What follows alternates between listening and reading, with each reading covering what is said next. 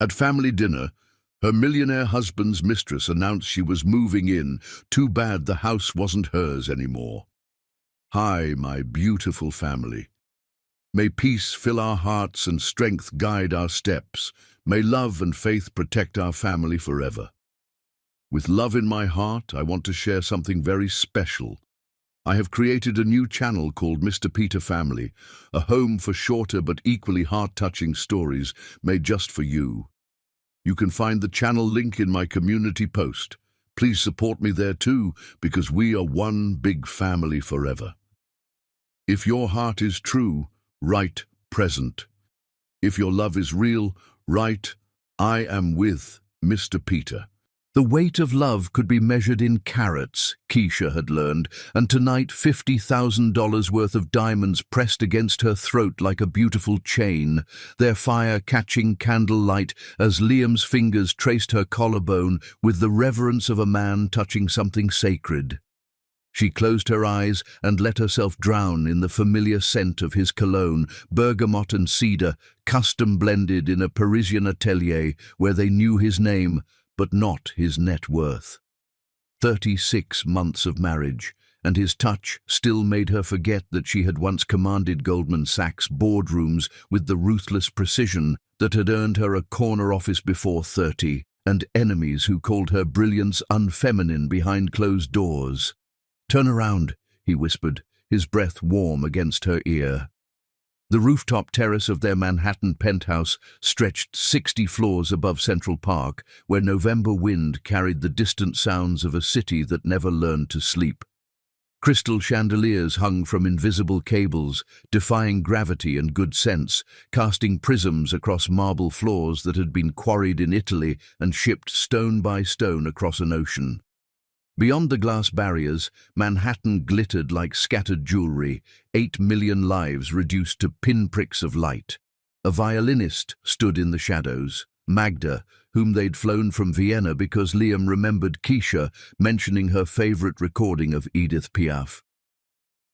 The melody of La Vie en Rose drifted through the evening air, hauntingly beautiful in a way that made Keisha's chest tight with the kind of happiness that felt too fragile to last.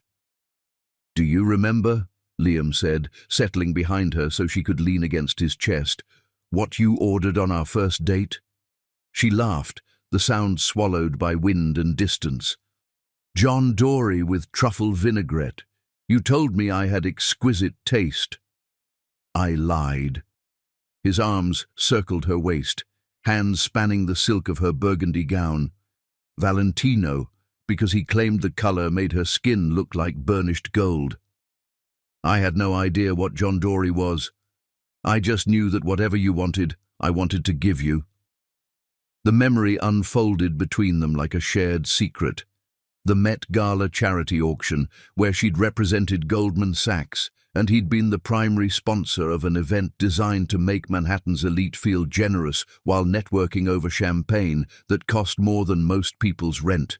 She'd been wearing silver Marchesa that made her feel dangerous, and when their eyes met across that ballroom full of inherited money and earned power, the world had simply paused. "You bid $1 million on that hideous sculpture," she said, remembering how she'd watched him raise his paddle with the focused intensity of someone bidding on salvation itself. "Worth every penny to spend 5 minutes talking to the most intimidating woman in the room." That should have been her first warning, the casual deployment of life-changing sums of money to solve problems that couldn't actually be bought. But she'd been intoxicated by the attention, by being chosen among women who'd inherited beauty and married into wealth, by a man who could have had anyone, and seemed genuinely surprised by his own good fortune in capturing her interest. Their courtship had been a masterclass in overwhelming force. Private jets to Paris for dinner reservations he'd waited 6 months to secure, weekend trips to Napa Valley because he wanted her to taste wine from vines older than America, flowers that arrived without occasion because Tuesday felt like a day that needed improving. He'd pursued her with the systematic dedication of someone who'd never been denied anything he truly wanted, and she, brilliant, independent, suspicious of everything Keisha Matthews, had fallen like a shooting star, burning up everything she'd been to become something entirely new. The sacrifice had felt like evolution.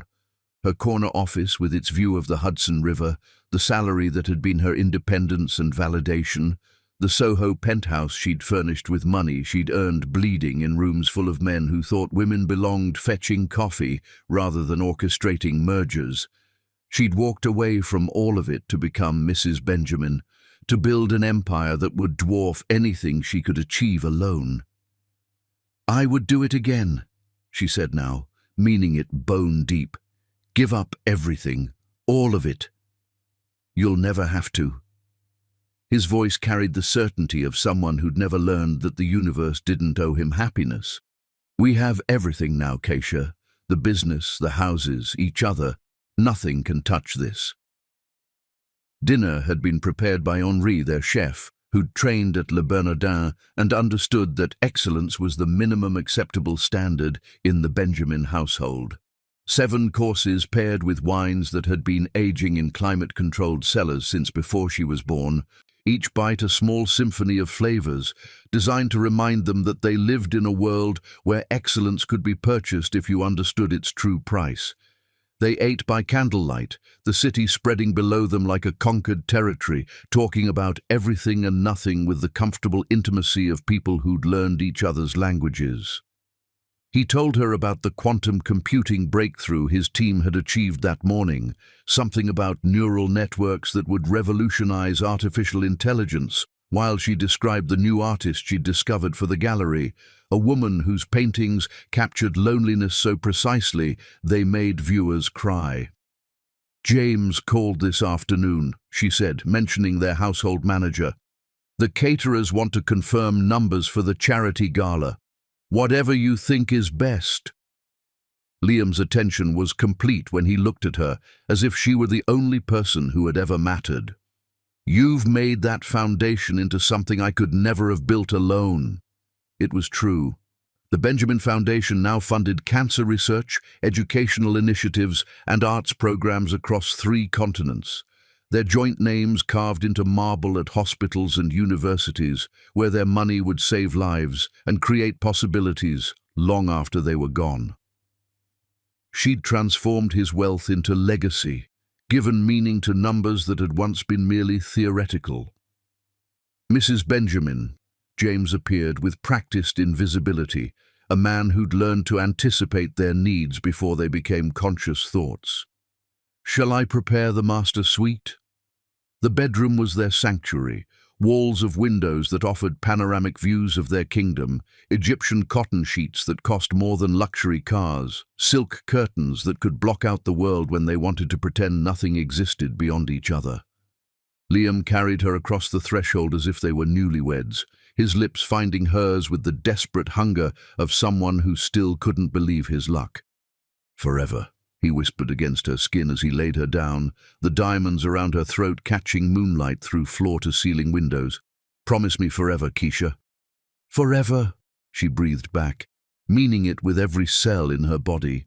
They made love with the passion of people who still believed happy endings were guaranteed to those who loved hard enough, their bodies moving together in rhythms they'd learned and refined over 36 months of practice. He knew exactly how to touch her, where to kiss her, how to make her forget that she'd ever been anyone other than the woman beneath him, gasping his name like a prayer. Afterward, as he fell asleep with his arm heavy across her waist, Keisha stared out at the city and felt the profound contentment of someone who had won the lottery of love. Their empire stretched around them. Penthouses and vacation homes, private jets and charitable foundations, a life so complete it felt like a work of art. She had no way of knowing that in 4 months and 13 days, a psychology graduate student from Los Angeles would walk through their front door carrying wildflowers and a story designed to destroy everything she believed about trust, love, and the man sleeping peacefully beside her.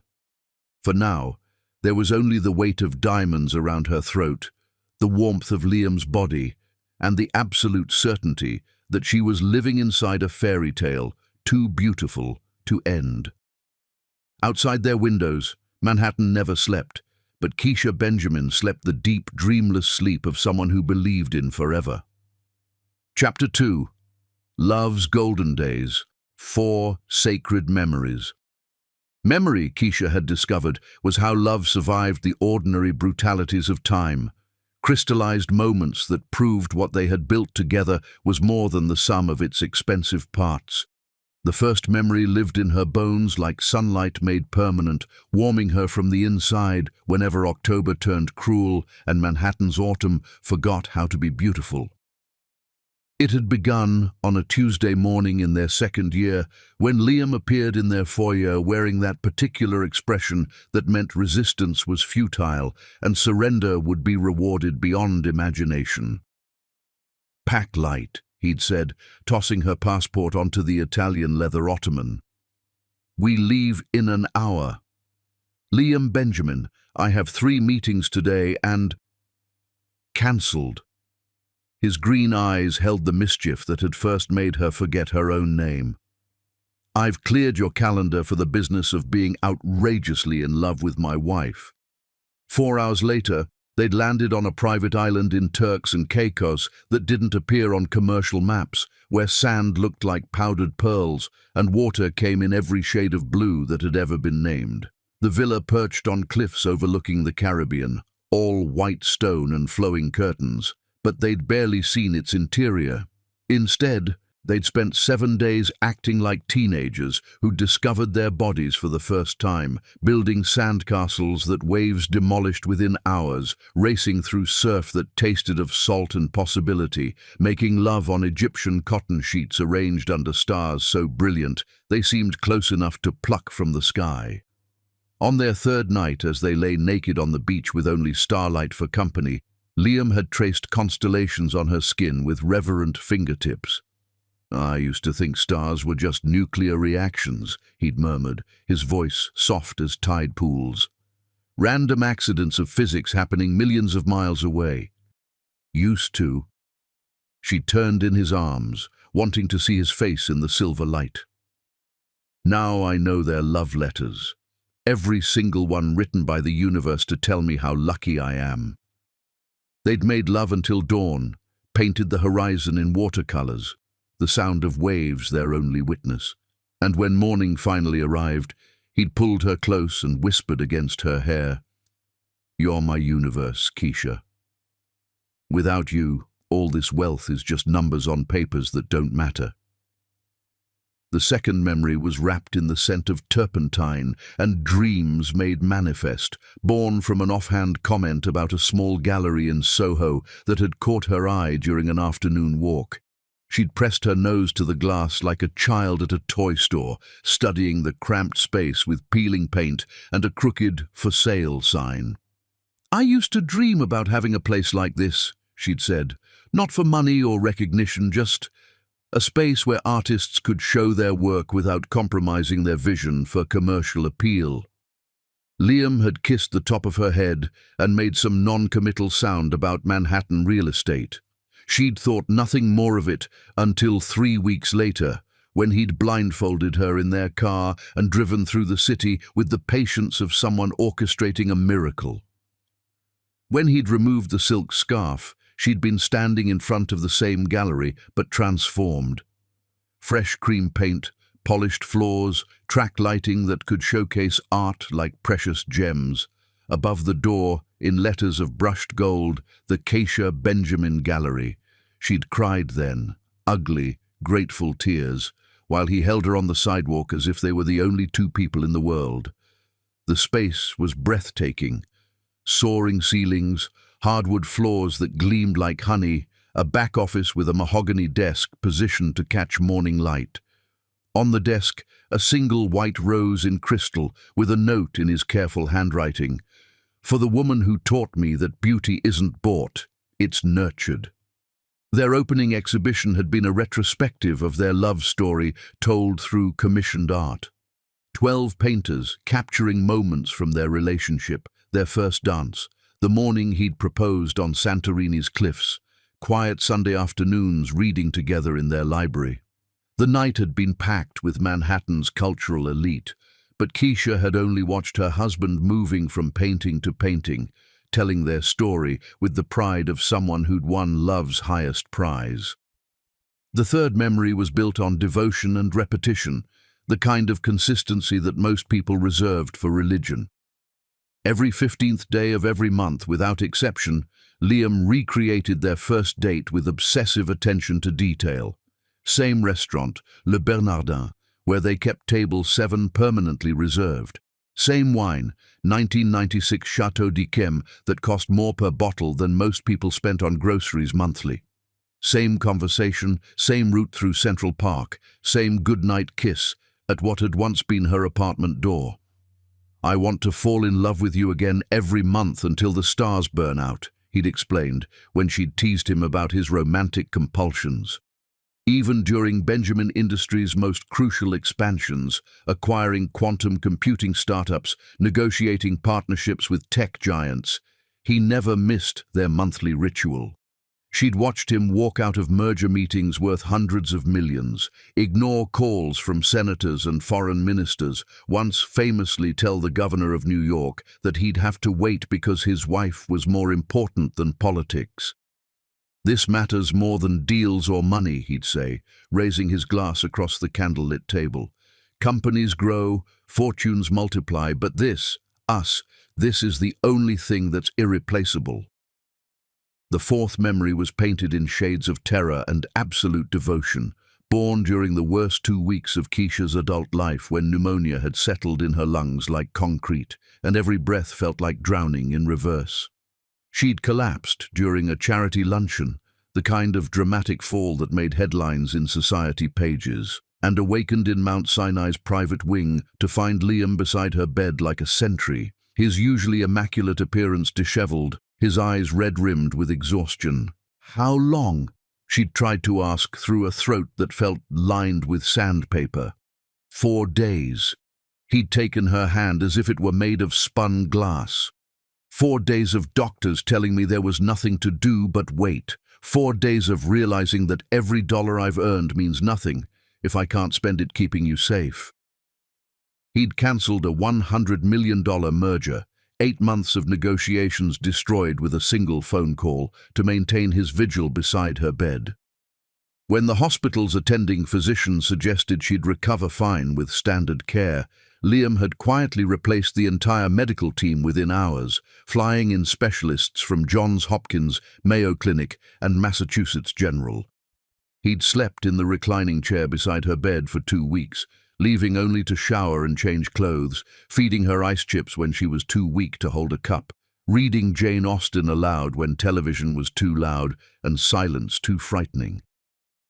"Money can't buy you," he'd whispered one night when he thought she was sleeping, his forehead pressed against their joined hands. "But it can buy the best care, the best doctors, the best chance of keeping you with me. I'll spend every penny, sell every company, if it means one more day of loving you."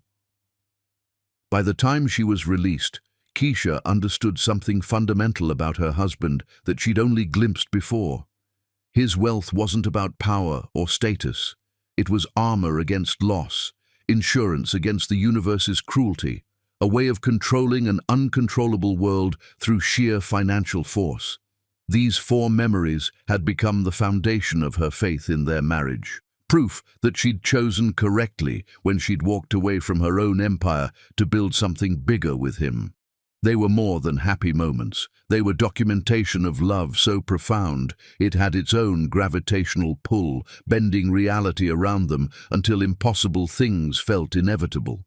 In the months to come, when doubt crept in like fog through cracks in their apparently seamless life, Keisha would return to these memories like a drowning woman reaching for life preservers. She'd close her eyes and feel Turks and Caicos sand between her toes, smell turpentine and possibility in her gallery, taste expensive wine and expensive promises, remember the weight of his devotion during her illness. What she didn't know, couldn't have known, was that memories could be studied and weaponized by someone who understood the psychology of attachment better than most therapists. She didn't know that somewhere in Los Angeles, a graduate student was analyzing every interview they'd given, every photograph published, every public moment of their love story, learning to replicate excellence for the purpose of destroying it.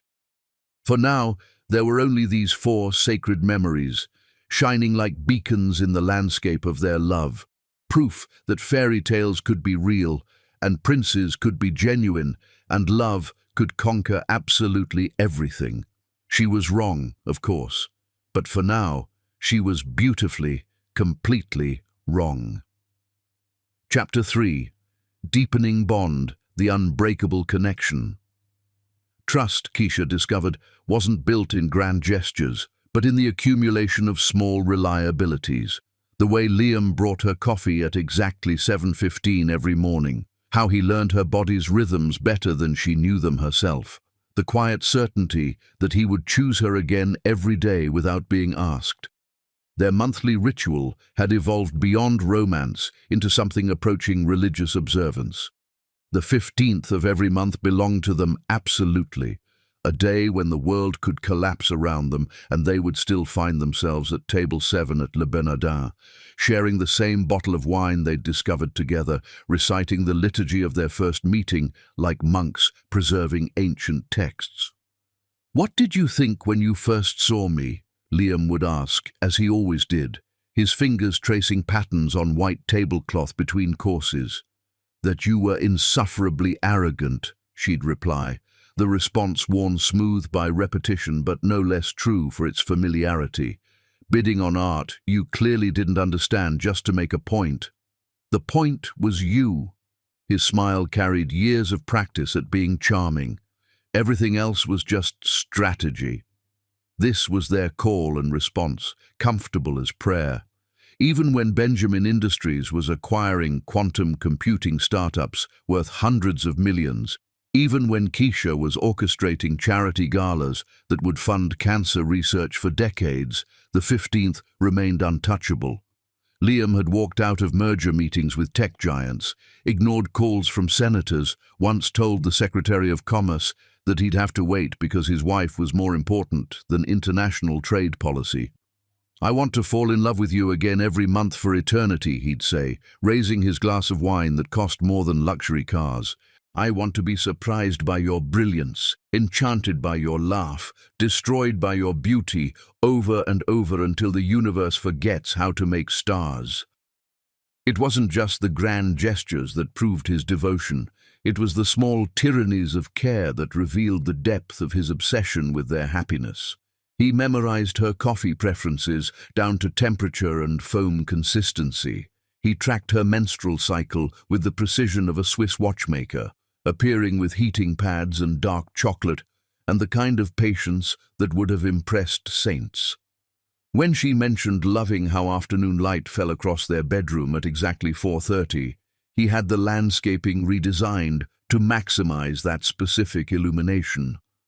"You're building a shrine to my preferences," she'd teased him once. "I'm building a life where you never have to want for anything," he'd replied, with the seriousness of someone making vows. But it was during her illness that Keisha truly understood the terrifying intensity of her husband's love, when pneumonia transformed her from a powerful woman into a collection of fragile bones and fever dreams. She'd awakened in Mount Sinai's private wing to find Liam transformed into someone she barely recognized. Stubbled, rumpled, his usual commanding presence replaced by helpless desperation. "The Peterson merger," she'd whispered through cracked lips, remembering the deal that had consumed 8 months of his life. Forget Peterson. The profanity from a man who never swore shocked her more than the sentiment. "I called him personally and told him to take his 100 million and choke on it if he thought it was more important than my wife breathing." He'd slept in that hospital chair for 14 days, turning their private room into a command center where he monitored her care with the same obsessive attention he usually reserved for quarterly reports. When Dr. Martinez suggested her recovery was progressing normally and Liam should consider returning to work, the entire medical team had been replaced within hours. "I want the best pulmonologist on the East Coast," he'd told his assistant, his voice carrying the deadly calm of someone prepared to purchase miracles. "I want the team that saved Senator Richardson. Money is no object, and failure is not an option." By morning, her room resembled a medical conference, specialists whose combined expertise could have staffed teaching hospitals. They'd run tests that insurance companies would never approve, prescribed treatments unavailable to ordinary patients, monitored her recovery with technology that felt borrowed from science fiction. "Money can't buy you back if I lose you," he'd whispered against her hair their first night home, holding her as if she might dissolve. "But it can buy the best care, the best doctors, the best chance of keeping you with me. I'll spend every penny, sell every building, burn down every company I've built, if it means one more day of loving you." The experience had bonded them in ways that transcended ordinary marriage. They'd stared into the abyss of loss and chosen each other with renewed desperation. Liam began building redundancies into their life. Multiple homes so they'd never lack shelter, investments diversified across continents so economic collapse couldn't touch them, medical specialists on permanent retainer so illness could never catch them unprepared again. Their friends called them relationship goals, with the envious certainty of people who recognize something they'd never achieve. At charity galas, Keisha watched other couples, the careful distances, the smiles that never reached eyes, the way they touched each other like strangers performing intimacy, and felt smugness she tried to disguise as gratitude. "You two make the rest of us look like amateurs," Victoria Ashford had said at the Met Museum benefit, her voice carrying the particular bitterness of a woman whose husband was currently conducting his third public affair. "What's your secret?" The secret was obsession disguised as love, though Keisha would never have phrased it that way. They were addicted to each other. Consumed by the high of being so seamlessly matched, they seemed to share circulation systems. When Liam was in London for business, she felt physically incomplete. When she traveled to Los Angeles for gallery openings, he called 3 times daily just to hear her breathe. Forbes had featured them on their Power Couples cover, a photograph that captured them looking at each other instead of the camera with expressions of such naked adoration the magazine had needed to adjust the colors to make it suitable for print. "The Benjamin Empire," the headline read, "How Love Built a Fortune and Fortune Built a Love Story."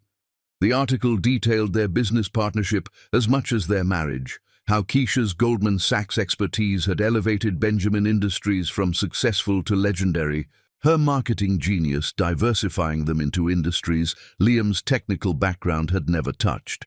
They were exponentially better together than they'd ever been apart, and everyone could see it. Vanity Fair followed with a 12-page spread that made them the subject of dinner party conversations from Manhattan to Malibu. The photographs were stunning, art-directed glimpses into their private world that made their penthouse look like something from architectural fantasies. But it was the candid shots that captured public imagination. Liam bringing Keisha coffee in bed, Keisha adjusting his tie before board meetings, both dancing in their empty living room to music only they could hear. "You have what everyone wants," the interviewer had observed. "Excellence in love and success.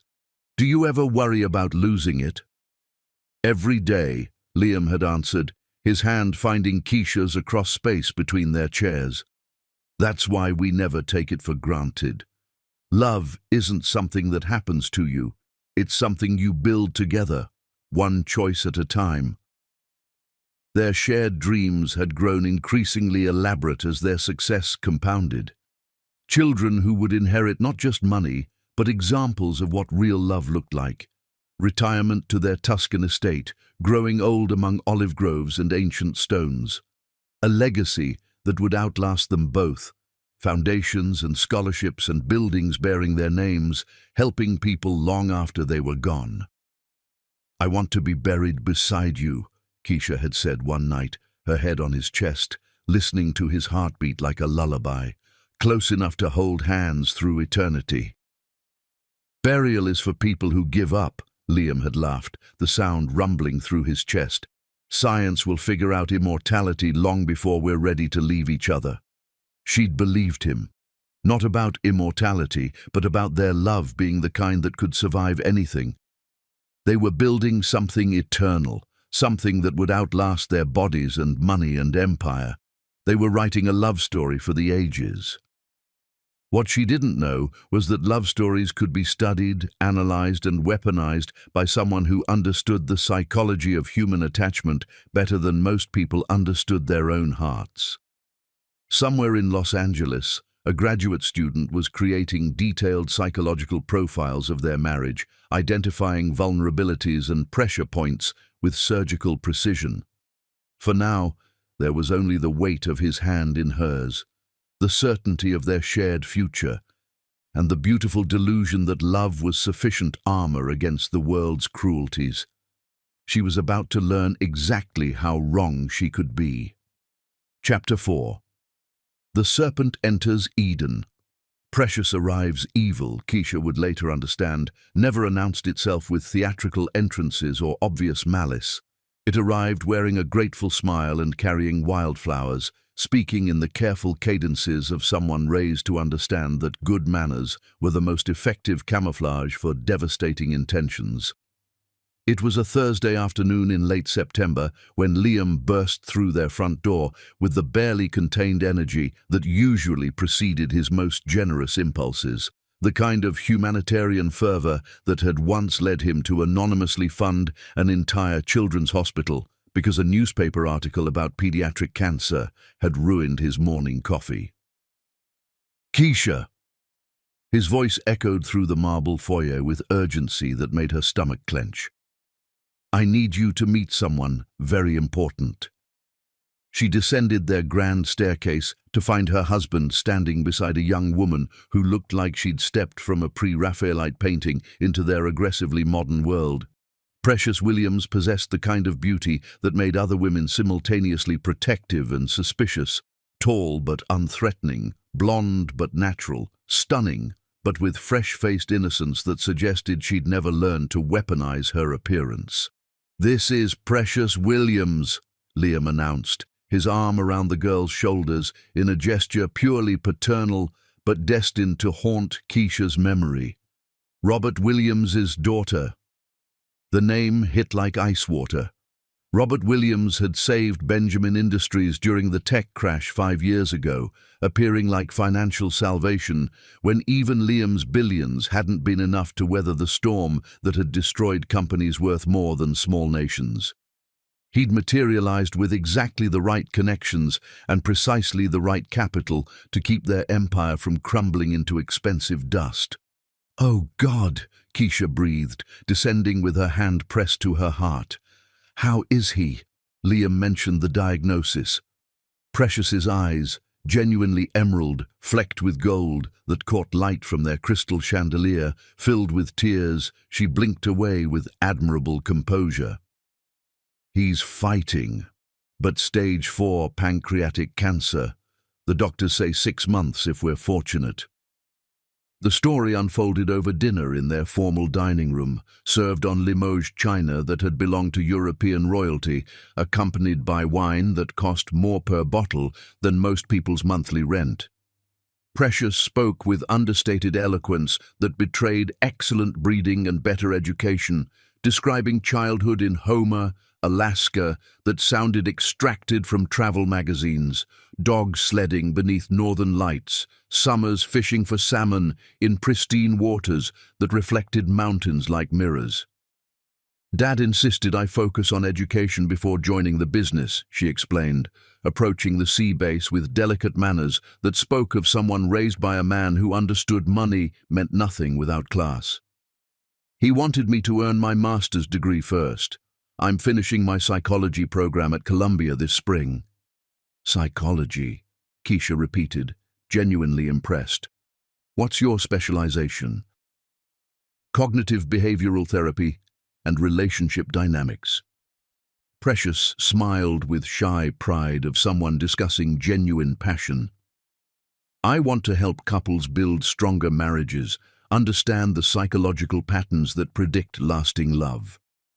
My thesis examines factors that contribute to long-term marital success. Liam nearly choked on his wine. How wonderfully appropriate. She's studying what we've already mastered. The irony would have been amusing if it hadn't been so precisely, impossibly cruel. The thing is, Liam continued, leaning forward with intensity he usually reserved for merger negotiations, Robert specifically asked if Precious could stay with us while she finishes her degree. He wants to know she's safe and cared for when he couldn't complete the sentence, but the implication hung in the air like expensive perfume, too heavy, too overwhelming. Robert Williams had literally preserved their fortune.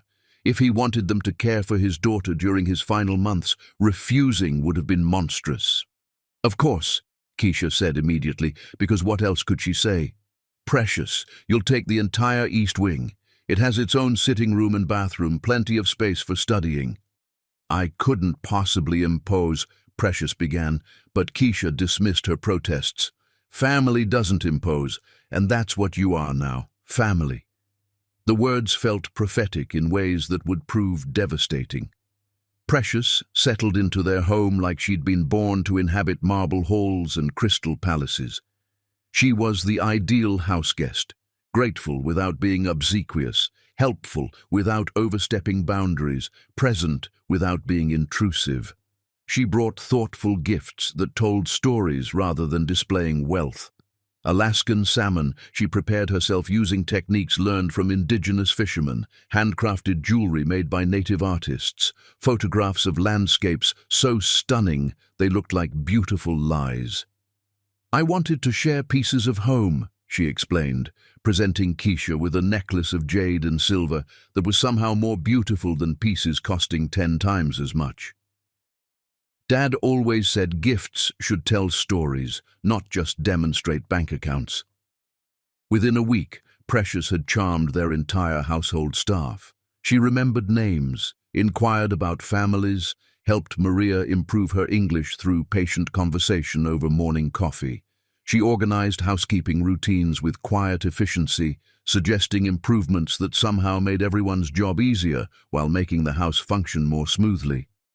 She's a treasure, Eleanor, their head housekeeper, gushed to Keisha. So polite, so considerate, and brilliant. She helped my Roberto with his college application essay. Columbia accepted him because of her advice. At charity events, Precious was revelatory. She possessed natural grace that made million-dollar donors feel immediately comfortable, discussing art and politics and social causes with equal intelligence. When Keisha introduced her as their houseguest, people responded with warm approval that money couldn't purchase. She's refreshing, Caroline Pemberton whispered during the Met Museum benefit. So rare to meet a young person who isn't completely corrupted by advantages. You can tell she's been raised properly. But it was Precious's apparent devotion to their marriage that truly captured Keisha's heart. She listened to their love story with fascination of someone studying a masterpiece, asked thoughtful questions about balancing career and relationship, took notes like she was documenting something precious for posterity. "You two are my inspiration," she said one evening as they sat in the living room, Liam reviewing quarterly reports while Keisha worked on seating charts for their anniversary party. "The way you look at each other, the way you support each other's dreams, it's exactly what I hope to find someday." "You will," Keisha assured her, warmed by obvious admiration. "When you meet the right person, you'll understand why every other relationship felt like rehearsal." "How do you recognize the right person?" Precious asked, curling into her chair like a cat seeking warmth. "What made you certain Liam was different from everyone else?" Keisha launched into their origin story, the meeting, the courtship, the moment she'd realized what they had was worth sacrificing everything else. Precious listened with rapt attention, occasionally asking for clarification or requesting more details about specific moments. "It's like a fairy tale," she breathed when Keisha finished describing their engagement on Santorini's cliffs. You surrendered everything for love and gained even more than you lost. Exactly, Liam said, looking up from his reports with the expression he always wore when discussing their relationship, pride mixed with amazement, as if he still couldn't believe his fortune. Keisha could have had any life she wanted. The fact that she chose to build one with me is the greatest miracle I've witnessed. Precious's smile was sunshine itself. I want that. Someone who loves me the way you love each other. You'll have it, Keisha promised, reaching over to squeeze the girl's hand. Someone as intelligent and genuine as you? The right man will feel like he's won love's lottery.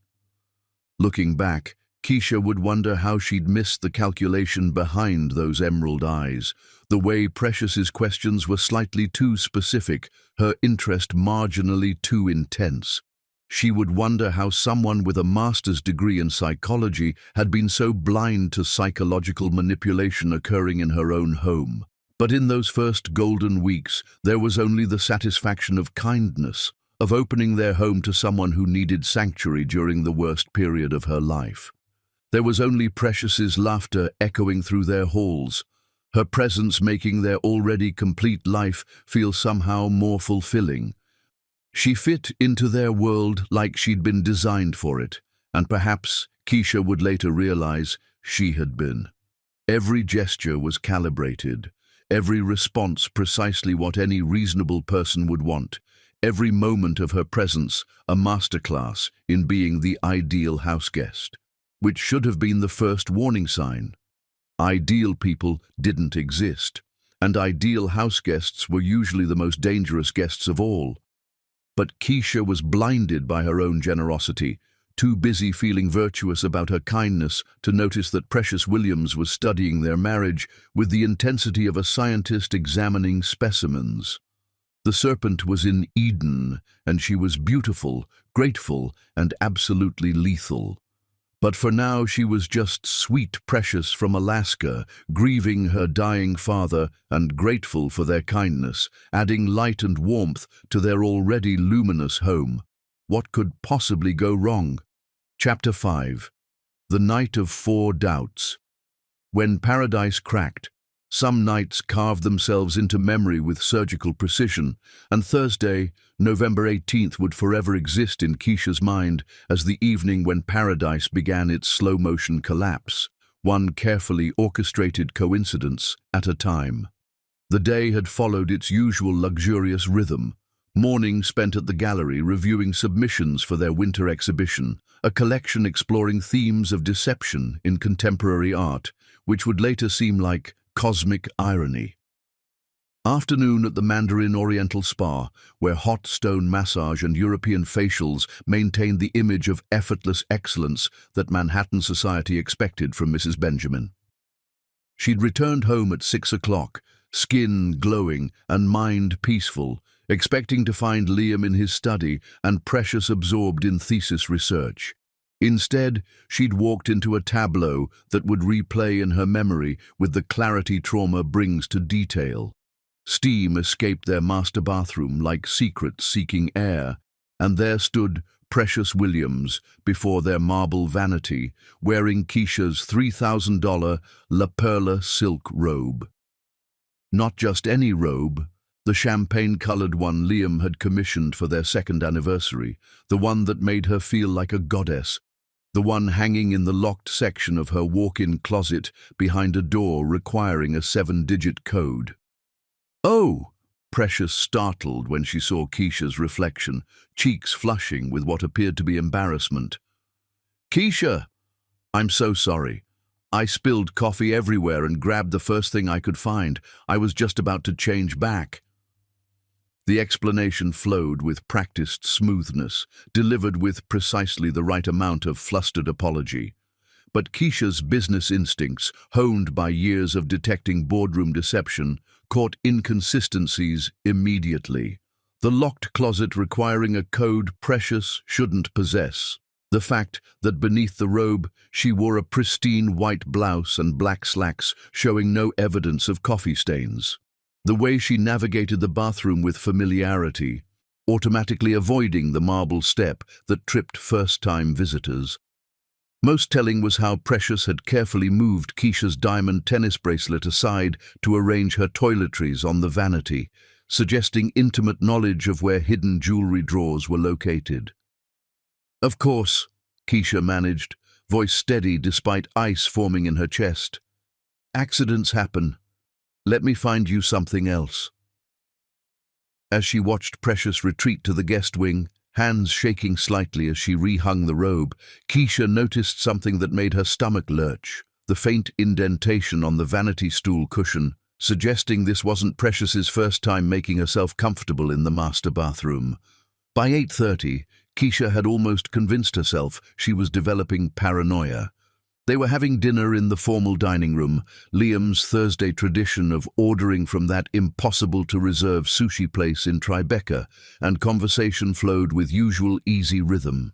Precious discussed her thesis research, Liam described quantum computing breakthroughs his team had achieved, and Keisha tried ignoring the voice whispering that beautiful young women didn't accidentally access locked closets. Then Liam's phone buzzed against mahogany, the sound slicing through conversation like a blade. He glanced at the screen, and his entire demeanor shifted, the way it did when something genuinely urgent demanded attention. "Emergency business call," he said, already moving toward French doors leading to their private balcony. "Peterson's having complications with a Singapore deal. This shouldn't take long." Through glass, Keisha watched her husband step into crisp November air, phone pressed to his ear. But instead of the tense concentration she expected during crisis management, Liam was smiling, laughing even. She could have sworn she saw him mouth "beautiful" with an expression of such tenderness it made her chest tighten with confusion. The call lasted exactly 10 minutes. When Liam returned, his face had resumed professional composure. Crisis averted, just the usual complications with international transfers. But before Keisha could respond, Precious rose gracefully from her chair, napkin folded with precise manners that spoke of expensive finishing schools. "I should call home and check on Dad. You know how he worries when he doesn't hear from me." She disappeared toward the guest wing, and Keisha noticed she walked with the same relaxed confidence Liam had displayed during his supposedly stressful business call. When Precious returned 15 minutes later, she radiated the contentment that comes from good news, not the subdued worry of someone checking on a dying parent. The timing was too precise, too choreographed, both disappearing for phone calls at nearly identical moments, both returning with expressions that contradicted their supposed conversations. Keisha felt the foundation of her world shift imperceptibly, like the first tremor before an earthquake. Dessert was tiramisu from their favorite Italian bakery, accompanied by espresso and conversation that felt increasingly surreal. Precious was describing childhood memories of Alaska, dog sledding with her father, watching northern lights paint impossible colors across winter skies, when she mentioned something that made Keisha's blood freeze. "Dad used to say everyone carries childhood fears into adulthood," Precious said, voice warm with nostalgia. "Like how Liam still gets terrified during thunderstorms. He has this ritual, hiding under the stairs, humming his mother's lullaby. It's actually quite endearing." The words struck like physical blows. Liam's storm phobia was his most closely guarded secret, something he'd shared only after 2 years of marriage, and only during a particularly violent storm that had left him pale and shaking. She was the sole person who knew about his childhood ritual of hiding under the staircase in his parents' house, humming the Russian lullaby his mother had sung when he was small. This was intimate knowledge, the kind of vulnerability shared only with those trusted most completely. "When did he tell you about that?" Keisha asked, voice carefully neutral. Liam's face had gone ashen, his espresso cup frozen halfway to his lips. "I must have mentioned it during one of our study sessions," he said, but his voice carried the uncertain tone of someone trying to remember a lie. "Study sessions?" Keisha turned to Precious, who smiled with serene confidence. "Oh yes, Liam's been helping me with business psychology aspects of my thesis. We've had several extended conversations about childhood experiences and how they shape adult relationships." Precious's voice was honey-sweet, but something sharp lurked underneath, like a blade wrapped in silk. "He also told me about the scar on his knee from falling off his bike at 7, and how his first dog was named Einstein because it was the smartest golden retriever anyone had ever seen." Each detail was another knife in Keisha's chest. These weren't casual anecdotes. They were the building blocks of intimacy, small secrets Liam had shared during their most private moments. The scar he usually kept hidden, the dog he still missed decades later, the vulnerable boy who'd never quite outgrown his fear of storms. "You have remarkable memory," Keisha managed. "Psychology training," Precious replied with modest shrug. "You learn to pay attention to details. They're usually the most revealing part of understanding someone." The final blow came as they prepared to leave the dining room. Precious stretched gracefully and suggested they should all visit that amazing Italian place on 47th Street for dinner the following week. "You know," she continued, voice bright with enthusiasm, "the one with the private booth in the corner where the lighting is so romantic. Ristorante Milano. I've heard Giuseppe makes incredible osso buco." Keisha felt the room tilt around her. Ristorante Milano was their sanctuary, the restaurant where Liam had taken her on their first date, where they still went for monthly rituals. Table 7 in the corner where Giuseppe always seated them, where they ordered the same vintage wine and shared the same memories month after month. It was sacred ground, a place she'd believed belonged exclusively to them. "How do you know about Milano?" The question escaped before she could stop it. "Oh, I've been researching romantic restaurants for a friend planning a proposal," Precious replied smoothly.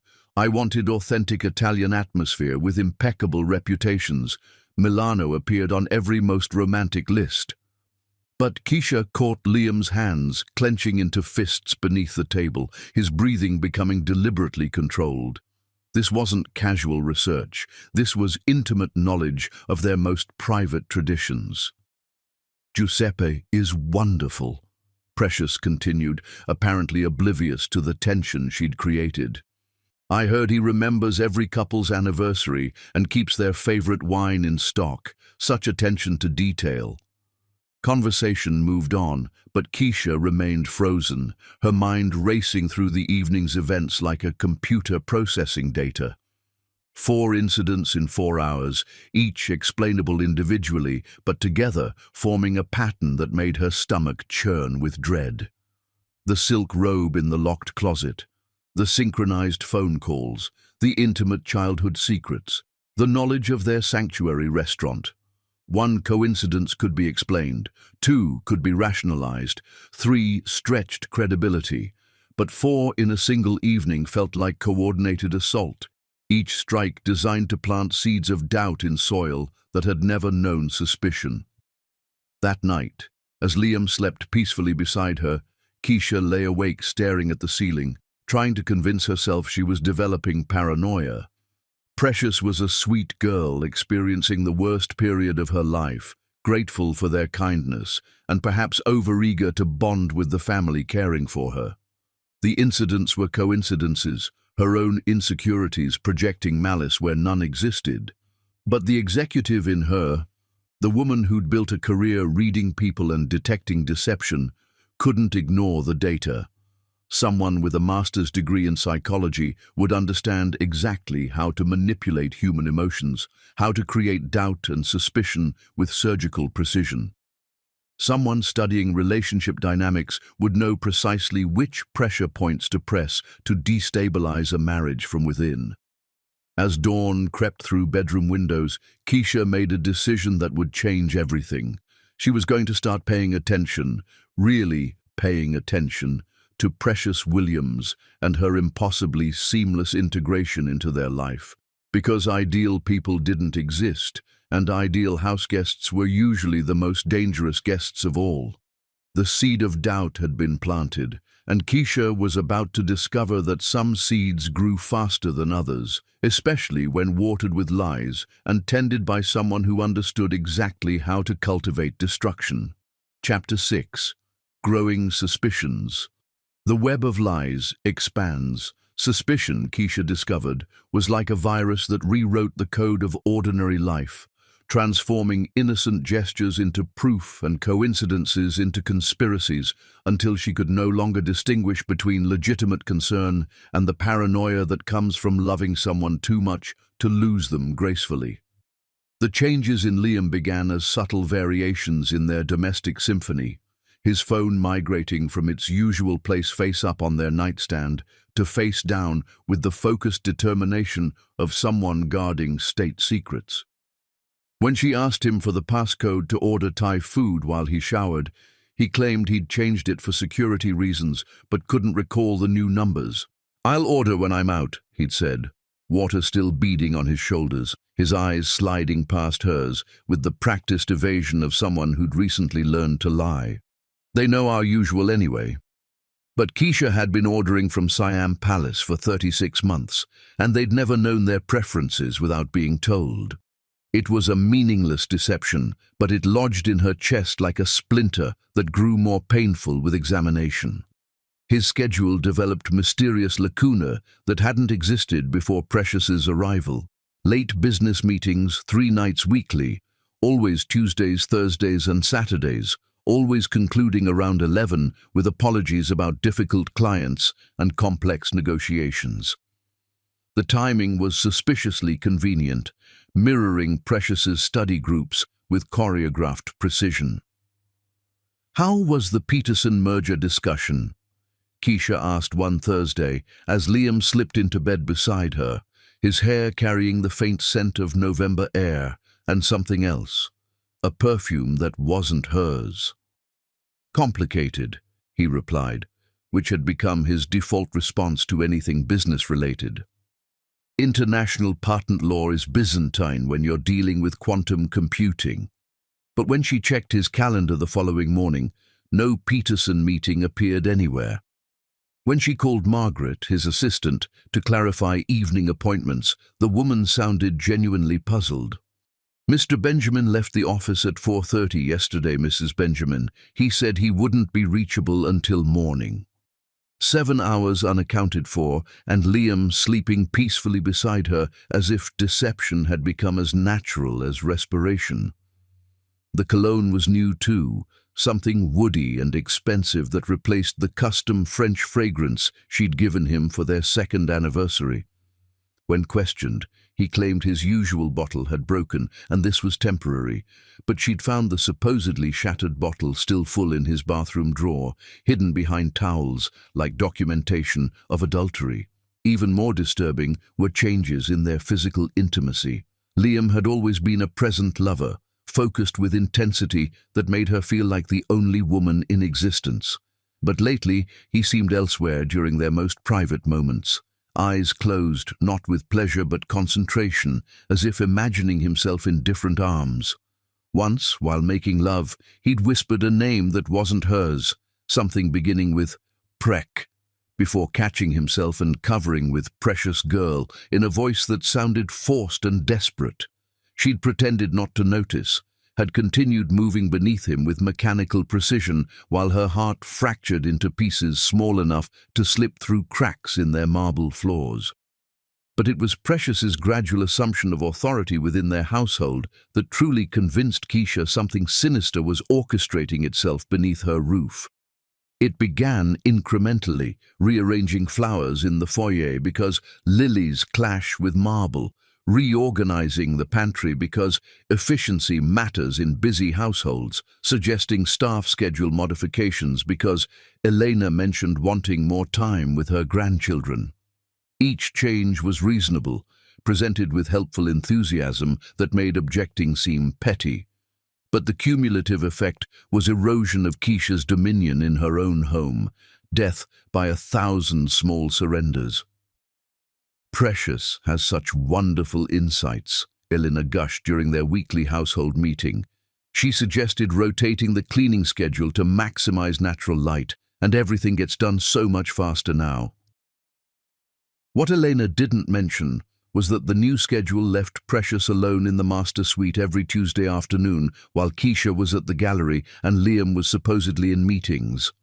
What Elena didn't know was that Keisha had begun finding traces of Precious's presence in their private spaces. Bobby pins on bathroom counters, the faint scent of her perfume lingering in walk-in closets, subtle disturbances in jewelry arrangements that suggested someone had been examining her most treasured possessions.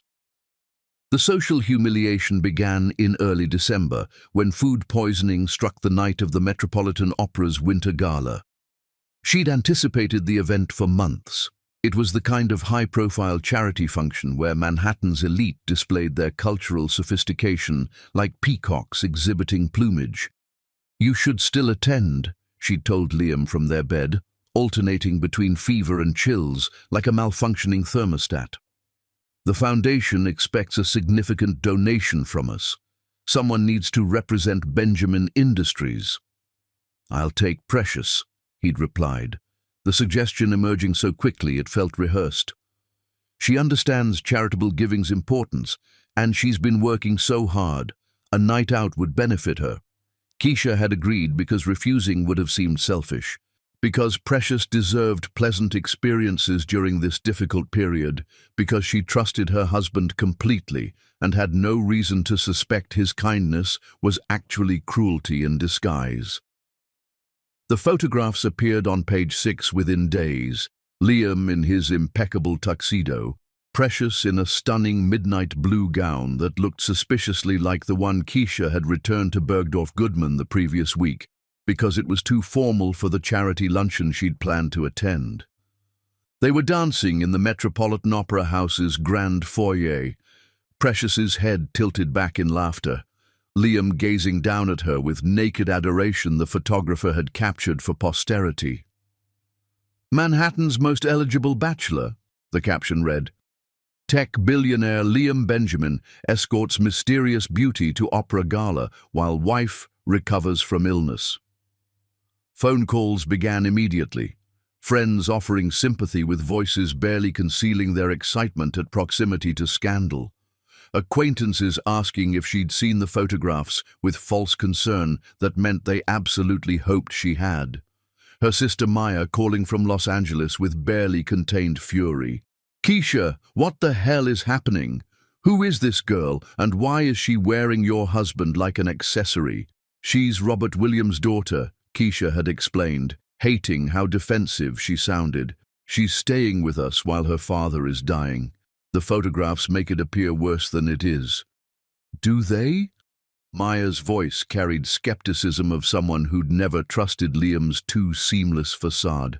"Because from where I'm sitting, it looks like your husband took a beautiful young woman to a romantic event and forgot he was married."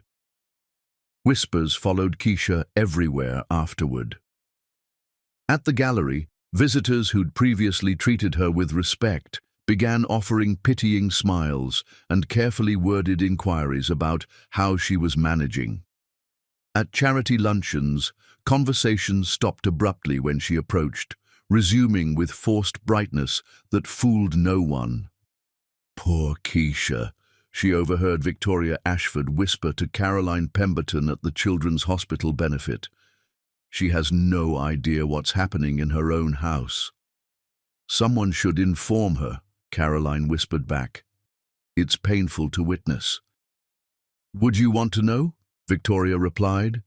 "Sometimes ignorance truly is bliss." But ignorance was a luxury Keisha could no longer afford.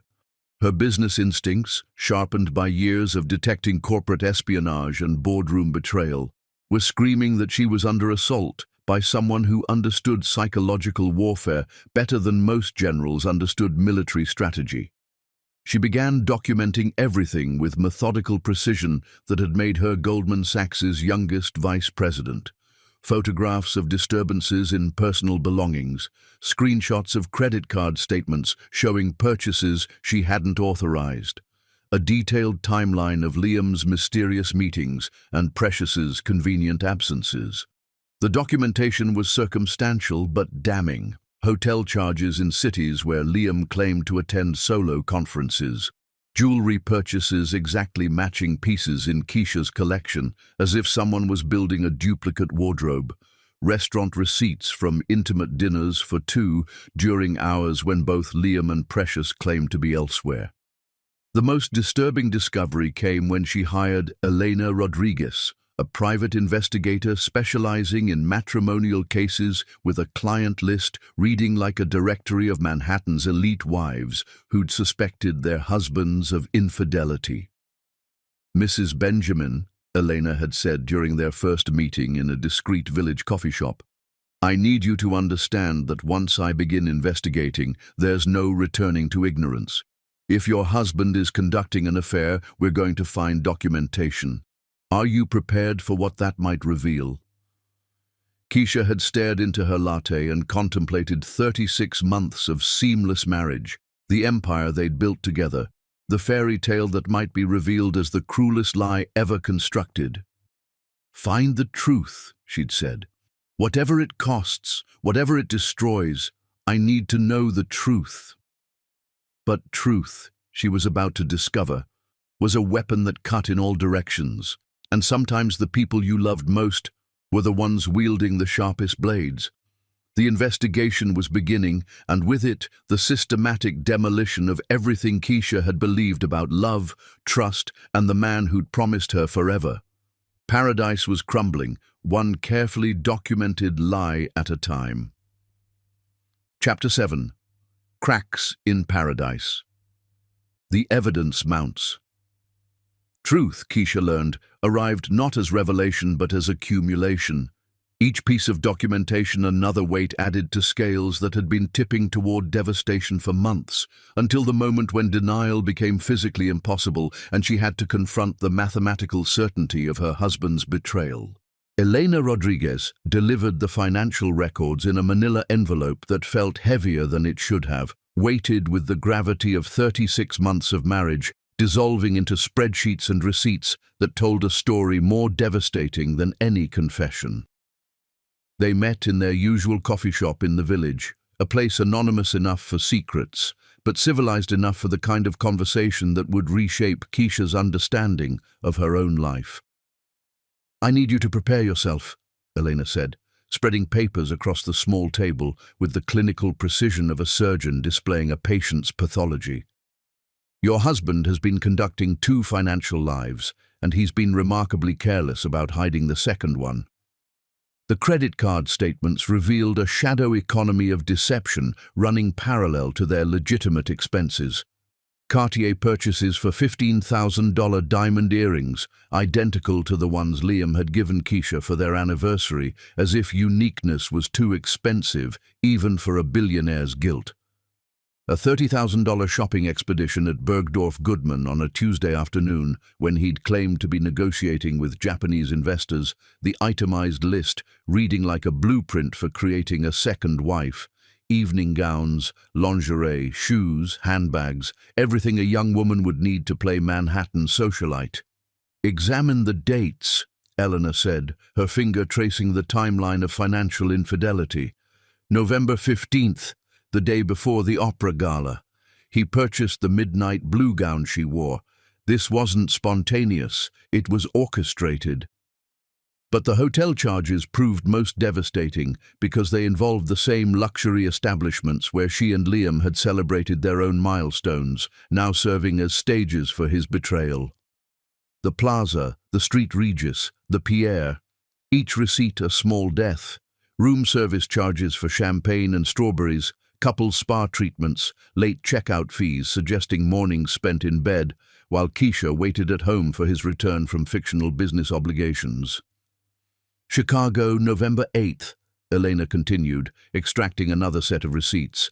"The Ritz-Carlton, presidential suite, 2 nights. Your husband told you he was attending a quantum computing conference, correct?"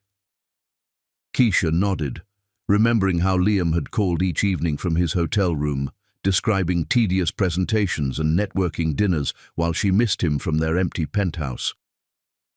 There was no quantum computing conference in Chicago that week, Elena said quietly. I verified with every major technology organization, but here are charges for couples massages, dinner at Alinea for two, and... She paused, her professional composure faltering slightly. Purchases from the hotel boutique for lingerie. The sizes and style preferences match your houseguest precisely. The documentation painted a portrait so detailed, it felt like watching a film of her husband's betrayal frame by frame. Precious's supposed student budget that somehow afforded designer clothes and luxury spa treatments now made sense. She wasn't funding any of it. Liam was bankrolling her entire lifestyle, creating a parallel universe where she could rehearse the role of his wife without the inconvenience of divorce proceedings. They've been careful about not repeating hotels, Elena explained, spreading a map of Manhattan marked with red pins. But patterns emerge.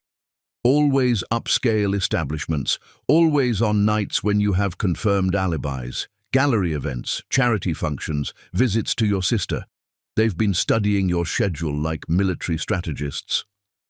The hotel security footage was worse than receipts, because it showed them as they truly were, rather than how they performed for Keisha. Elena's contacts in the hospitality industry had preserved surveillance videos that should have been destroyed by standard protocol, but had been maintained through the kind of professional corruption that money could facilitate. Watching Liam and Precious together in hotel lobbies was like observing strangers wearing the faces of people she thought she knew. They moved with fluid intimacy of long-term lovers, not the awkward politeness of mentor and student. Liam's hand rested on Precious's lower back with possessive familiarity as they walked through the plaza's lobby. Precious kissed him in elevators with passion of someone who'd been practicing for months, not the hesitant affection of new romance. They looked at each other the way Keisha had believed Liam looked only at her, with complete absorption, as if the rest of existence had ceased to matter. "How long?" Keisha whispered, watching her husband embrace another woman with the same tenderness he'd shown her that very morning. "Based on financial trails, at least 4 months, Elena replied. "But I suspect it began earlier. These people are sophisticated. They understood how to hide their tracks. What we're seeing represents moments when they became careless.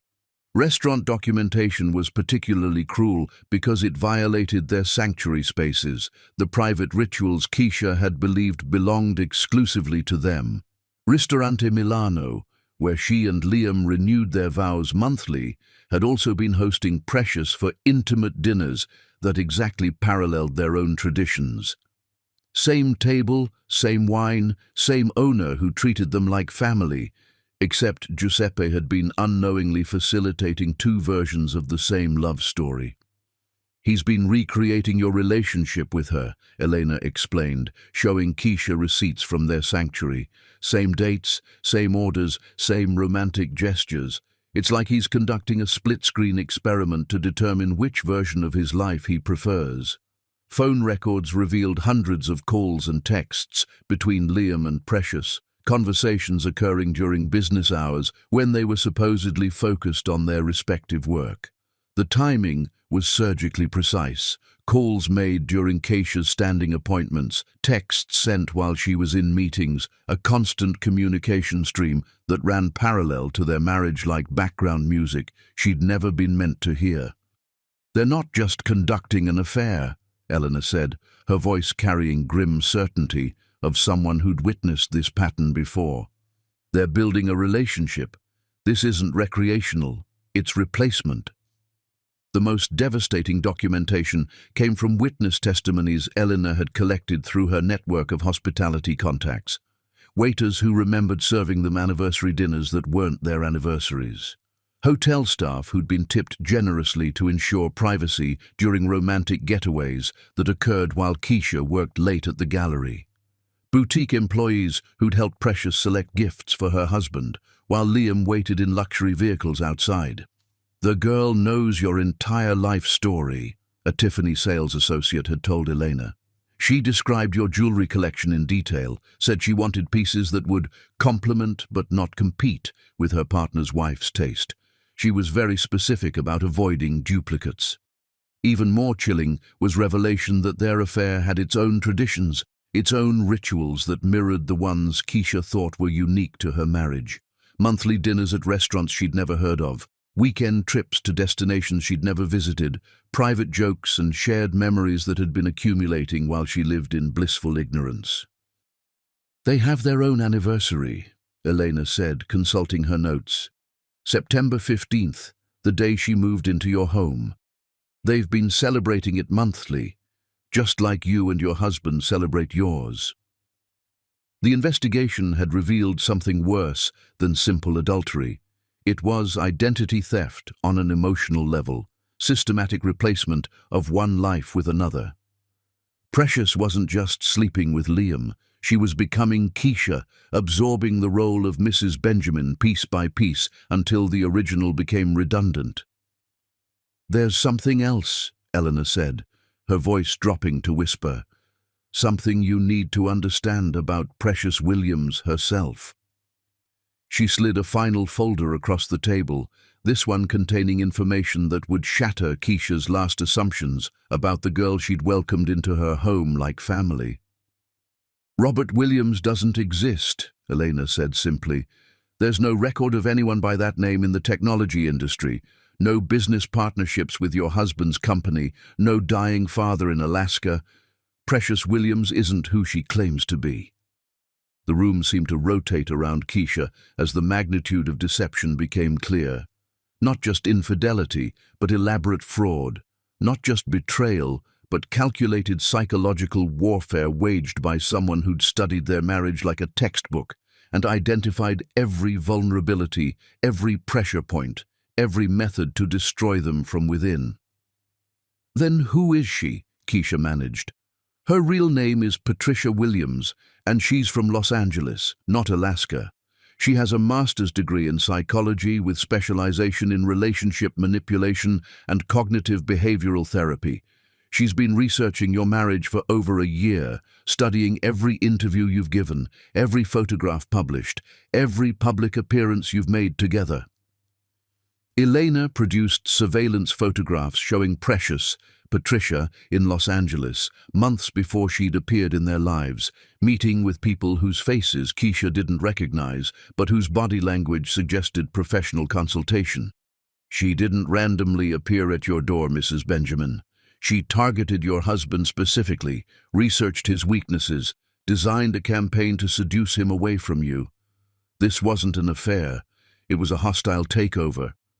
The documentation was overwhelming, undeniable, devastating. 36 months of seamless marriage revealed as elaborate theater, performed for an audience of one, while the real drama played out in hotel rooms and restaurants and private moments Keisha had never been meant to discover. But beneath the pain and betrayal, something else was crystallizing in Keisha's chest, something cold and calculating and absolutely lethal. The same business instincts that had made her Goldman Sachs' youngest vice president were analyzing the situation with surgical precision, identifying weaknesses in their position, planning a counterattack that would leave no survivors. "I want everything," she told Elena, her voice steady despite the earthquake occurring inside her chest. "Every receipt, every photograph, every witness statement, every piece of documentation that proves what they've done. I want enough ammunition to destroy them both." "Mrs. Benjamin," Eleanor said carefully, "are you certain you want to escalate this? Sometimes the best revenge is a quiet divorce and a generous settlement." Keisha looked at the documentation spread across the table, the financial fraud, the identity theft, the systematic destruction of everything she'd built and believed in, and felt something crystallize inside her that was harder than diamonds and twice as sharp. "They didn't just betray me," she said quietly. "They studied me, manipulated me, made me complicit in my own humiliation. They turned my kindness into a weapon against me." She stood, gathering documentation with hands that were steady, despite the fact that her entire world had just collapsed around her. "I don't want revenge," she said, looking Elena directly in the eyes. "I want justice, and I want it served so completely that they'll never recover from the experience." The war was about to begin, and Keisha Benjamin had just realized she'd been fighting it for months without knowing it. Now it was time to start winning. Chapter 8. The breaking point, truth-revealed fury, Keisha discovered, was not the volcanic emotion depicted in literature. It was crystalline clarity that moved through her veins like liquid nitrogen, freezing everything it touched until she felt like a specimen of rage encased in diamond-hard determination. Elena Rodriguez had achieved the impossible. A complete psychological autopsy of Patricia Williams that read like a dissertation on predatory behavior disguised as academic research. Patricia had spent 2 years at UCLA studying relationship dynamics, not to heal couples, but to identify the precise pressure points where loving partnerships could be systematically dismantled. She approached marriage destruction like corporate acquisition, Elena explained, spreading Patricia's academic records across their usual table like documentation in a war crimes tribunal. Her undergraduate thesis was titled Psychological Vulnerabilities in High Net Worth Marriages, Identifying and Exploiting Emotional Dependencies. Her professors believed she was studying prevention methodologies. She was actually creating a manual for sophisticated home wrecking. The research files were terrifying in their thoroughness. Patricia had compiled detailed psychological profiles of Manhattan's wealthiest couples, identifying which marriages contained exploitable fractures and which husbands could be successfully targeted. Liam hadn't been randomly selected. He'd been chosen after months of analysis that identified him as optimal prey, successful enough to justify the effort, devoted enough to his wife to present interesting challenges, and emotionally vulnerable enough to be manipulated once his psychological defenses were compromised. "Examine this," Eleanor said, pointing to handwritten notes in Patricia's careful script. She identified your husband's specific psychological profile. Subject demonstrates classic imposter syndrome despite obvious success. Underlying insecurity about deserving love suggests susceptibility to validation-seeking behavior. Wife's professional sacrifice creates guilt complex that can be exploited through strategic positioning as career-focused alternative. Every detail of their life together had been weaponized against them. Patricia had analyzed their public interviews, studied their body language at charity events, even obtained guest lists from functions they attended to identify which socialites might provide useful intelligence about their private dynamics. She'd approached this seduction like a military campaign, complete with reconnaissance and strategic planning. She spent 6 months in New York before ever approaching your husband, Eleanor continued, working as hostess at restaurants you frequented, taking yoga classes at your gym, positioning herself in your social ecosystem until an introduction felt organic rather than orchestrated. The meeting at the technology conference hadn't been coincidental. Patricia had purchased admission specifically to target Liam. She wanted to destroy them completely, professionally, financially, socially, and emotionally. She wanted them to understand exactly what it felt like to have their entire world revealed as an elaborate deception. "I want comprehensive intelligence on Patricia Williams," she told Eleanor. Her authentic background, her financial situation, her family, her previous victims. If she wants to engage in psychological warfare, I'm going to demonstrate what happens when she targets someone more skilled at it than she is. The investigation revealed that Patricia was essentially bankrupt, surviving on credit cards and student loans while maintaining the facade of wealthy sophistication. Her parents in Los Angeles were middle-class accountants who believed their daughter was studying abroad in Europe. Her previous affairs had ended when she was discovered, leaving her with nothing but refined skills for targeting the next wealthy husband. "She's not in love with your husband," Eleanor reported. "She's in love with his financial portfolio. This is economic predation disguised as romance." But it was the discovery of Patricia's detailed plans for the future that truly revealed the scope of her ambition.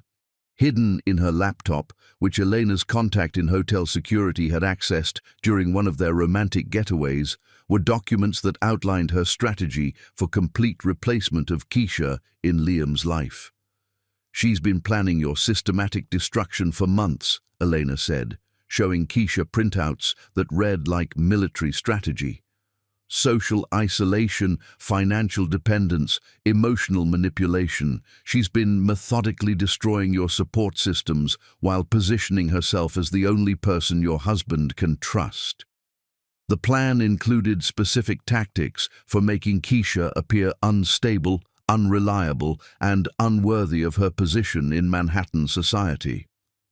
Patricia had been subtly undermining her relationships with friends, planting seeds of doubt about her mental health, even researching methods to trigger behavior that could be interpreted as paranoid or controlling. "She's been gaslighting you for months," Elena explained. "Those incidents that made you feel insane, the robe, the phone calls, the intimate details, they were deliberate. She wanted you to suspect, wanted you to question your own perceptions, wanted you to appear unstable when you finally confronted the truth." But Patricia had miscalculated the strength of her opponent. Instead of fracturing under psychological pressure, Keisha had channeled her business instincts into investigative precision.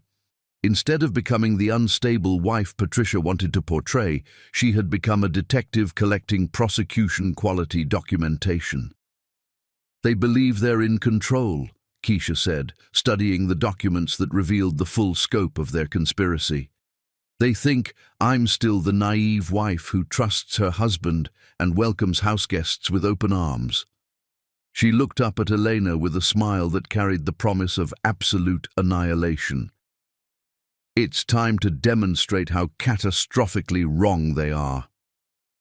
The counterattack was about to commence, and Keisha Benjamin had just realized that she wasn't the victim in this narrative. She was the avenging angel who had been positioned to deliver justice with compound interest. Patricia Williams had studied psychological warfare, but she'd never faced a Goldman Sachs-trained predator who understood how to use money, influence, and strategic planning as weapons of mass destruction. The student was about to become the teacher, and the lesson was going to be absolutely unforgettable. Chapter 9. The Dinner Announcement. The Final Betrayal. There are moments when the universe pauses to witness its own cruelty, when years of carefully constructed lies reach the precise point where one more deception will topple the entire architecture, and Saturday evening, December 15th, was destined to be the night when 36 months of seamless marriage finally revealed itself as the most sophisticated con game ever orchestrated. Keisha had spent the week preparing for this dinner with the methodical precision of a general planning the decisive engagement of a war, every detail choreographed to create the optimal stage for her counterattack. The formal dining room had been arranged with their wedding china, Limoges porcelain that had cost more than luxury automobiles, and baccarat crystal that caught candlelight like frozen tears. Fresh white roses from their florist arranged with mathematical precision, wine from their private cellar that had been aging since before Patricia Williams was born, and an atmosphere of elegant sophistication that would make the coming destruction even more devastating by contrast. The guest list was carefully curated for maximum impact. Liam's parents, Eleanor and Harrison Benjamin, who represented old Manhattan money and older moral values. Keisha's sister Maya, who had flown from Los Angeles with barely contained fury of someone who'd never trusted Liam's too seamless facade. And of course, the stars of this particular tragedy, her beloved husband and his precious protégé, both blissfully unaware that they were about to be exposed before the people whose opinions mattered most.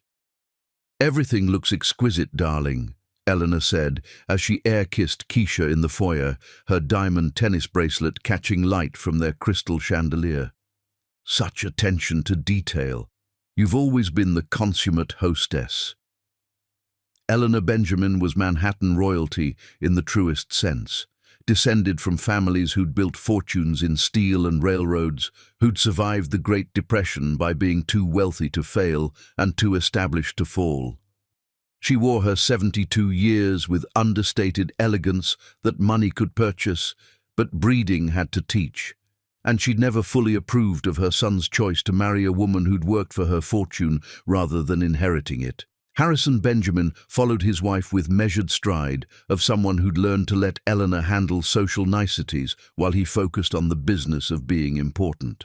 At 75, he still commanded boardrooms with authority of someone who'd never questioned his right to rule, whose handshake could move markets and whose disapproval could end careers.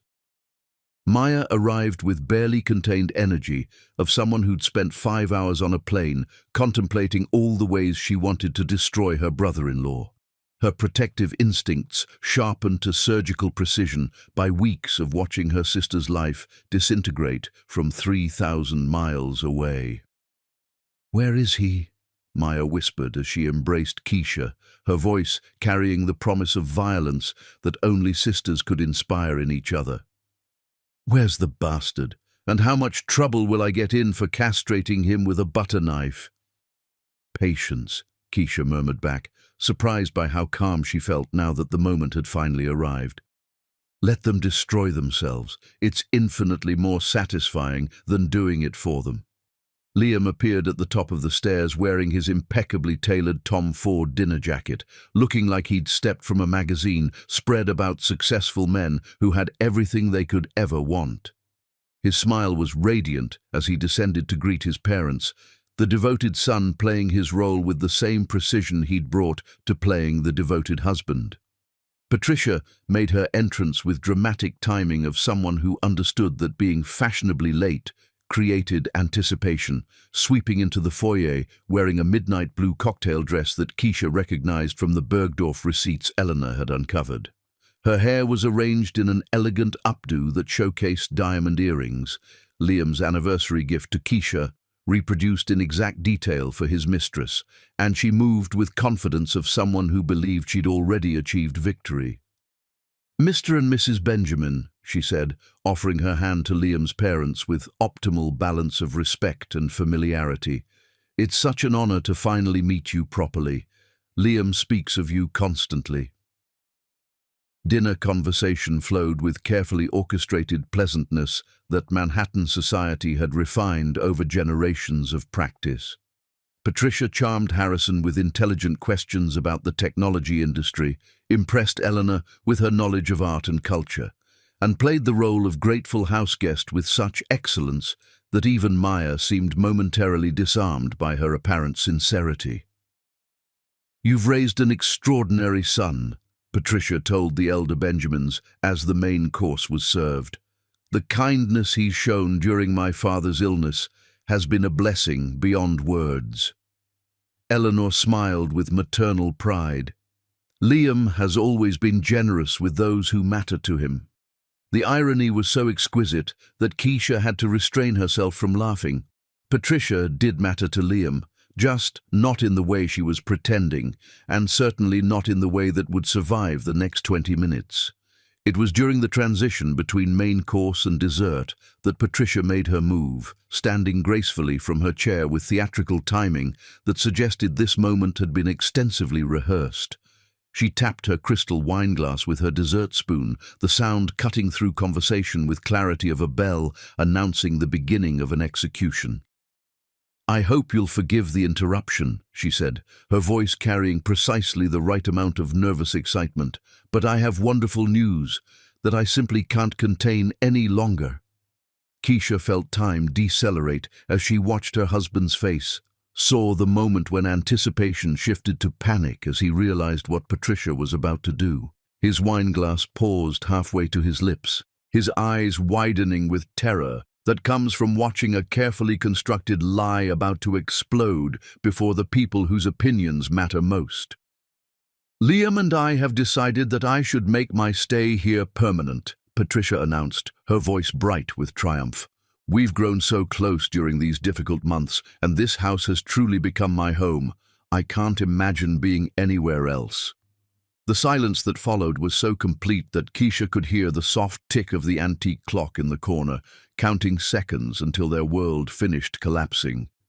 Eleanor's fork stopped halfway to her mouth, her expression shifting from polite interest to shocked confusion. Harrison's face darkened with controlled fury that came from realizing he'd been played for a fool. Maya's chair scraped against marble as she leaned forward, protective instincts triggered by obvious threat to her sister's marriage. "I'm sorry," she said, her voice carrying deceptive sweetness that preceded sisterly violence. "But what exactly are you saying?" But it was Liam's response that truly shattered whatever remained of Keisha's faith in human decency. Instead of objecting, instead of clarifying misunderstanding, instead of protecting the wife who'd sacrificed everything for their marriage, he smiled. He actually smiled, reaching across the table to take Patricia's hand with tender possessiveness he'd once reserved for Keisha alone.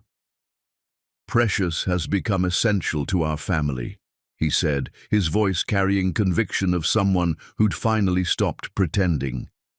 "She brings such light and joy to our home. It's impossible to imagine life without her now." Eleanor gasped, her wineglass slipping from nerveless fingers to shatter against marble in a cascade of crystal and cabernet that looked like scattered blood. Harrison's face went through several shades of red before settling on purple that indicated stroke-level blood pressure. Patricia leaned into Liam's touch with practiced intimacy that spoke of months of rehearsal, her emerald eyes bright with tears that looked suspiciously calculated.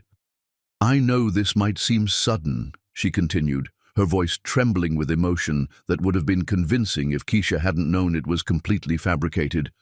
"But sometimes love doesn't follow expected timelines. Sometimes it finds us when we least expect it and changes everything we thought we knew about ourselves." Maya stood so abruptly that her chair toppled backward, the crash echoing through the dining room like a gunshot. "Are you out of your goddamn mind?" she said, her Los Angeles directness cutting through Manhattan politeness like a blade. "Keisha, are you hearing this? Are you going to let this little homewrecker announce her hostile takeover of your marriage at your own dinner table?" But Keisha remained seated, her hands folded in her lap with supernatural calm that comes from knowing exactly what's about to happen next. She'd spent weeks preparing for this moment, and she was surprised to discover that watching her marriage die before their families felt almost anticlimactic after everything she'd already endured. "How interesting, Patricia," she said finally, her voice carrying pleasant tone she used for discussing art exhibitions and charity fundraisers. "Such bold plans for the future. And Liam, how thoughtful of you to make such important decisions without consulting your wife." The temperature seemed to drop 10 degrees as everyone registered the deadly calm in Keisha's voice. This wasn't the reaction of a woman blindsided by betrayal. This was the response of someone who'd been expecting this moment and had prepared accordingly. "Actually," Keisha continued, rising from her chair with fluid grace of someone who'd never doubted her own power, "I have a couple of surprises of my own to share this evening. But let's finish dessert first, shall we? No need to rush these revelations." She smiled at Patricia with predatory warmth that should have sent survival instincts screaming, but the younger woman was too intoxicated by her own victory to recognize the approaching tsunami. "After all," Keisha added, her eyes meeting Liam's across the table with promise of absolute destruction, "some surprises are worth savoring." Keisha Benjamin had been playing chess while they were playing checkers, and checkmate was about to be served with dessert. Chapter 10. The Perfect Revenge, Justice Served. Justice, Keisha had learned, was not a dish best served cold. It was a banquet, best served with impeccable timing, flawless presentation, and an audience that would never forget the experience of witnessing complete destruction. The dessert course arrived as if summoned by fate itself, individual chocolate soufflés that rose like dark omens above their plates, accompanied by champagne that bubbled with effervescence of celebration about to transform into devastation. Patricia still glowed with triumph of her announcement, her hand resting in Liam's with possessive confidence of someone who believed she'd just won the ultimate prize. "Before we begin dessert," Keisha said, rising from her chair with fluid grace of someone who'd choreographed this moment in her mind 1,000 times, "I promised you all some surprises of my own, and I always honor my promises." She moved to the ornate sideboard where Elena Rodriguez waited like an impeccably dressed angel of vengeance, holding a leather portfolio that contained enough documentation to obliterate 2 lives with surgical precision. Behind Elena stood Martin Blackwood, Keisha's attorney, his presence carrying weight of legal authority that transformed the evening from family dinner into criminal proceeding. "Surprise number 1, Keisha announced, her voice maintaining the pleasant tone of someone discussing weather rather than delivering death sentences, "concerns this beautiful house that Patricia has decided to make her permanent residence." She opened the portfolio with deliberate ceremony, extracting documents that rustled like wings of approaching doom. "Patricia, darling, there's something crucial you should understand about this house you're planning to inhabit forever. I own it. Completely, solely, irrevocably." The silence that followed was so absolute that the soft hiss of champagne bubbles seemed thunderous. Patricia's face underwent a fascinating progression of emotions: confusion, disbelief, and finally dawning horror of someone who'd just realized they'd been playing a game without understanding the rules. "2 years ago," Keisha continued, her voice never losing its conversational warmth, "Liam transferred the deed to my name for tax optimization purposes, something about asset protection and estate planning. He was so focused on his business ventures that he forgot what he was signing. I didn't." She held up the deed, notarized and legally binding, her signature elegant and final. "Every marble floor you've walked across, every crystal chandelier you've admired, every silk curtain you've hidden behind while conducting your affair, all mine, legally, completely, permanently mine." Liam's face had gone ashen, his wine glass trembling in his hand as the magnitude of his mistake became clear. In his eagerness to protect their assets from potential litigation, he'd unknowingly handed his wife the ultimate weapon against his betrayal. "But surely," Patricia said, her voice cracking with desperation, "surely that's just a technicality. Married couples share property, they—" "Surprise number 2, Keisha interrupted, nodding to Elena, who stepped forward with bearing of someone delivering warrants for execution. Elena Rodriguez moved with consummate professionalism, placing boxes of documentation on the dining table with precision of someone who'd orchestrated this scene many times before. "Ladies and gentlemen," she announced, "I present comprehensive documentation of systematic fraud, embezzlement, and identity theft." The documentation spilled across white tablecloth like a river of destruction. Hotel receipts, restaurant bills, jewelry purchases, bank statements, and most damning of all, the fabricated papers that had created Robert Williams from pure imagination. "Patricia Williams," Elena continued, her voice carrying authority of someone who dealt in facts rather than feelings, whose actual name is Patricia Mitchell of Los Angeles, California. Psychology graduate, yes, but not the grieving daughter of a dying technology investor, the daughter of middle-class accountants who believe she's studying abroad in Europe. Eleanor Benjamin made a sound like a dying bird, her hand pressed to her throat in shock. Harrison's face had progressed beyond purple to a shade that suggested cardiovascular emergency, his breathing shallow and rapid. "Robert Williams never existed," Elena announced, holding up documents that proved the elaborate fiction. "No business partnerships, no dying father, no tragic backstory. Just a carefully constructed lie designed to manipulate your sympathy and gain access to your home, your husband, and your fortune."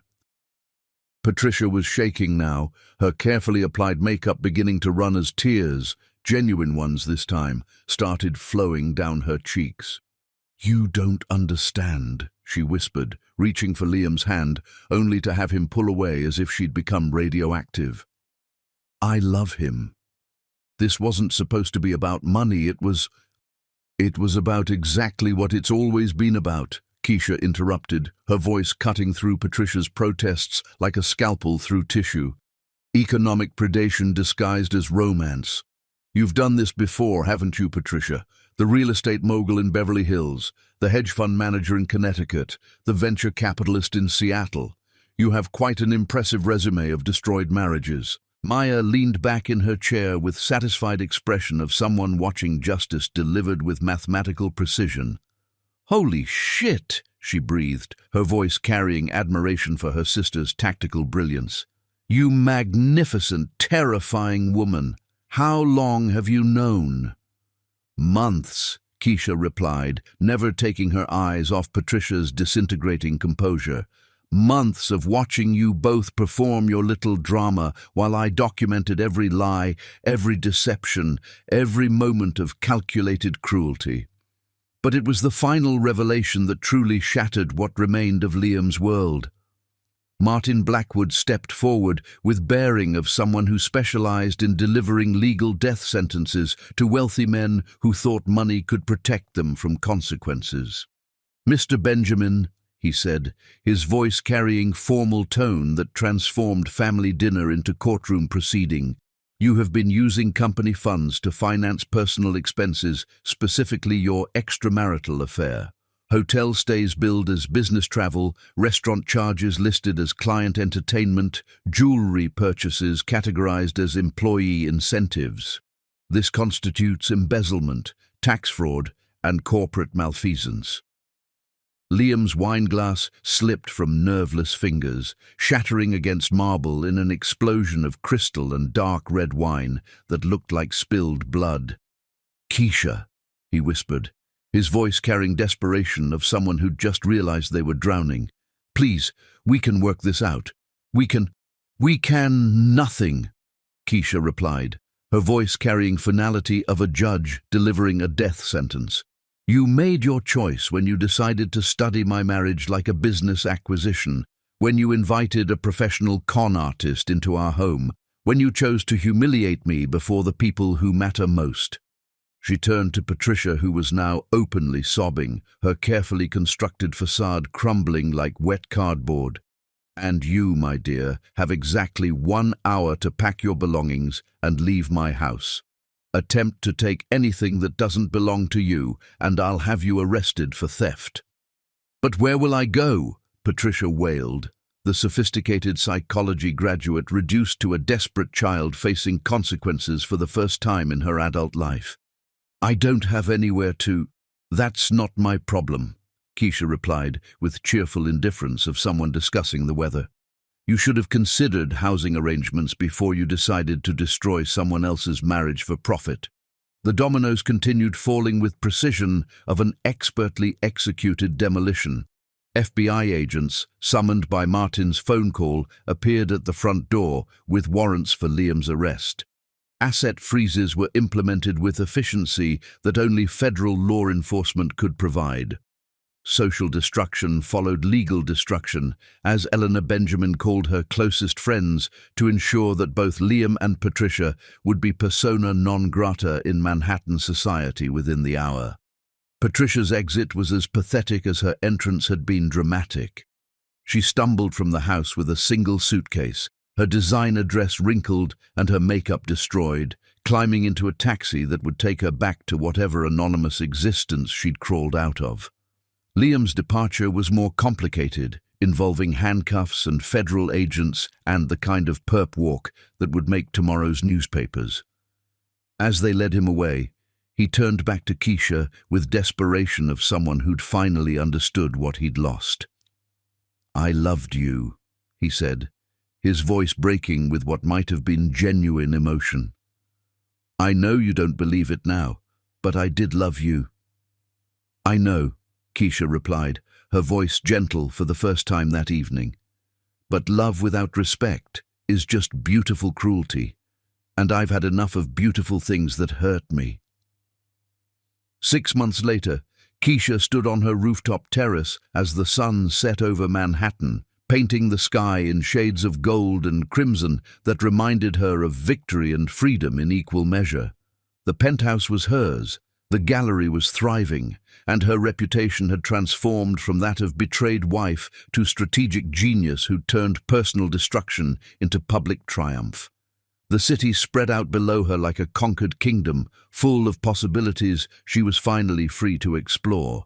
Tomorrow, she would return to Goldman Sachs with an offer they couldn't refuse, her skills sharpened by combat and her confidence tempered by survival. Patricia Mitchell had been deported to Los Angeles, where she faced fraud charges and a reputation that would follow her for the rest of her life. Liam was serving 18 months in federal prison, his business empire dissolved, and his name synonymous with the kind of stupidity that money couldn't cure. As for Keisha Benjamin, she'd learned that fairy tales were just stories people told themselves to avoid the beautiful truth. That the most powerful magic was the kind you created yourself, and the only prince worth having was the one who saw your strength as something to celebrate rather than something to conquer. The city never slept, but Keisha Benjamin slept the deep, peaceful sleep of someone who'd faced the worst betrayal imaginable and emerged not just intact, but stronger than she'd ever been before. She'd discovered that revenge wasn't about destroying your enemies. It was about building a life so magnificent that their absence became irrelevant. And that, she thought, as Manhattan glittered beneath her feet like scattered diamonds, was the most beautiful ending of all.